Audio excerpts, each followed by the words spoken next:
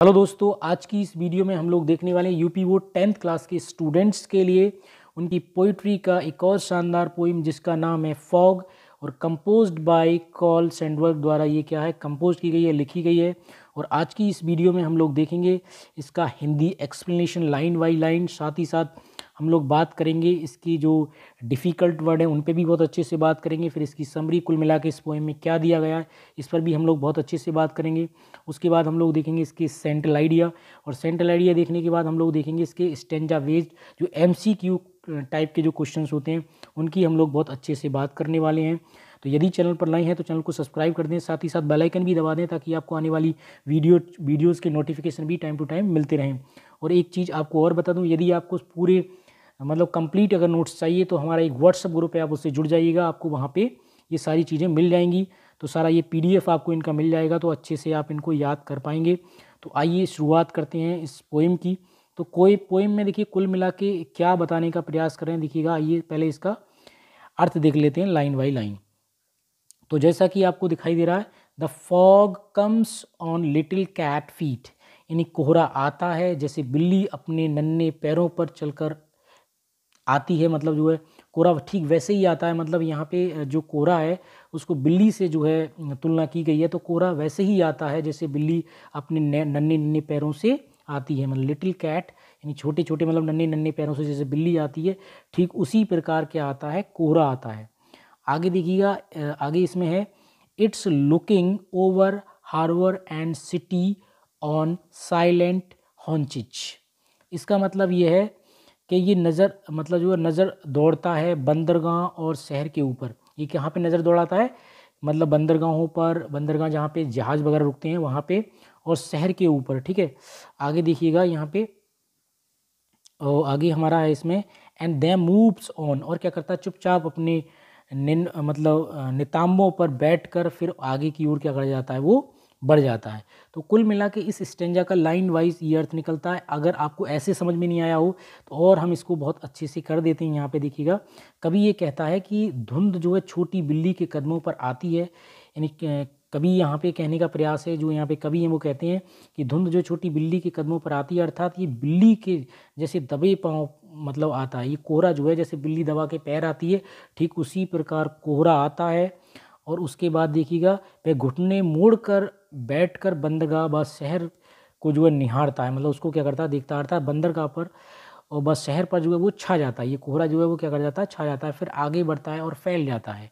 ठीक है, या हम ऐसे कह सकते हैं, इसका भावार्थ है कभी धुंध जैसी निर्जीव मौसमी गति मतलब गतिविधि को बिल्ली जैसे सजीव प्राणी से क्या करता है, इसमें तुलना करने का प्रयास करके जीवांत बना देता है। कभी एक सुंदर प्राकृतिक दृश्य उत्पन्न करता है। ठीक है, इसमें देखिएगा हार्बर का मतलब होता है बंदरगाह, और ये ऑन हैंचिज का मतलब होता है घुटने मोड़ कर बैठना। तो ये इसमें क्या है, ये 2-3 वर्ड आप अच्छे से तैयार कर लीजिएगा, इनका मीनिंग्स आपसे पूछ सकता है। ठीक है, अच्छा अब हम बात करते हैं इसके जो सेंट्रल आइडिया उसमें क्या दिया गया है, उसकी हम लोग बहुत अच्छे से बात कर लेते हैं। तो देखिएगा इसमें हमारा जो सेंट्रल आइडिया उसकी हम लोग बात कर लें। This beautiful poem fog has been compose by Carl Sandburg. ये खूबसूरत कविता फॉग की रचना कार्ल सैंडबर्ग ने की है। ठीक है, इसके कवि कौन है इस पोएम के, कार्ल सैंडबर्ग। तो ये अच्छे से ध्यान रखिएगा। नेचर इज़ अलाइव, यानी इसका मतलब जो है वो क्या है कि जो प्रकृति है वो क्या है, जीवित है। कैसी है वो प्रकृति, जीवित है।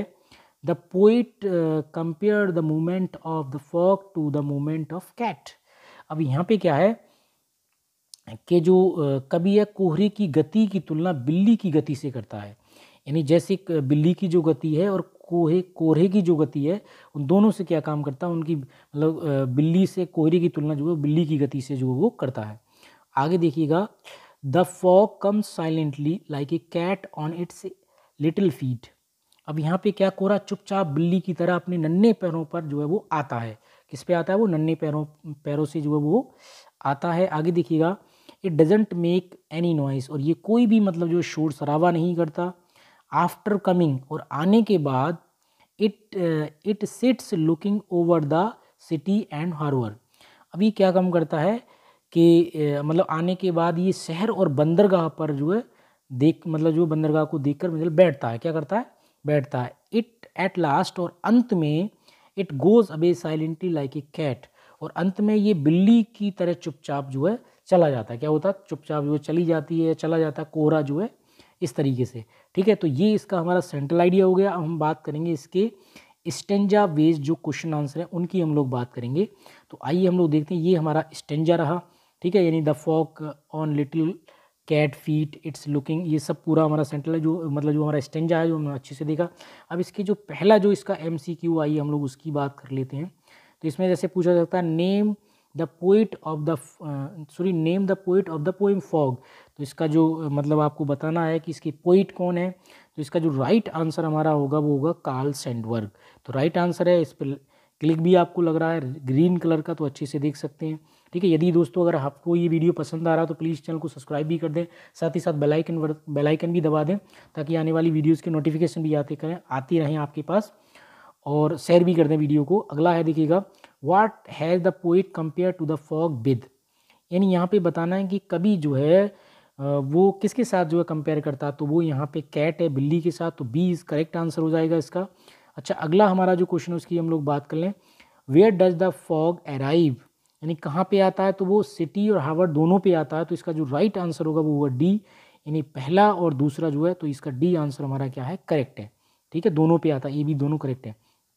अच्छा, अगला देखिएगा, तो हम दो नहीं लगाएंगे इसलिए डी ऑप्शन इसमें दिया है। ठीक है, इसका थोड़ा सा ध्यान रखेंगे आप। अच्छा, अगला देखिएगा, अगला है हमारा, how does the fog arrive and depart. तो इसका जो राइट आंसर है वो कैसे आता है, मतलब जो आपको बताना। तो बी इसका करेक्ट आंसर होगा, वो साइलेंटली आता है। ठीक है, ये लाउडली बिल्कुल गलत हो जाएगा, और यहाँ पे क्या है हमारा, बी जो है वो करेक्ट आंसर होगा। ठीक है, अच्छा, अगला हमारा वर्ड है, देखिएगा, what is the rhyme scheme of the poem. ठीक है, तो हमें राइम स्कीम बतानी है, क्योंकि इस पोइम की अगर हम राइम स्कीम की बात करें तो वो नो राइम स्कीम, कोई इसकी राइमिंग स्कीम इसकी है ही नहीं। ठीक है, वर्ड्स फ्री पोएम है, तो इसमें वर्ड्स फ्री अगर ऑप्शन आ जाए तो वो भी आप लगा सकते हैं। ठीक है, अच्छा, इसमें अगला हमारा जो देखिए इस मतलब जो है MCQ है, what has been personified in the poem. तो किसको पर्सोनिफाइड किया गया है, यानी जिंदा किसको बताया गया है। तो मानवीकरण है, तो इसमें क्या है, फॉग है। तो ए इसका क्या है, करेक्ट आंसर हो जाएगा। अच्छा, अगला हमारा देखिएगा, the poet of the feet of the fog are like feet, किसकी तरह है भाई, कैट, बिल्ली की तरह है। तो इसका ए इस करेक्ट आंसर हो जाएगा, ये हमारा क्या होगा, इसका करेक्ट आंसर होगा।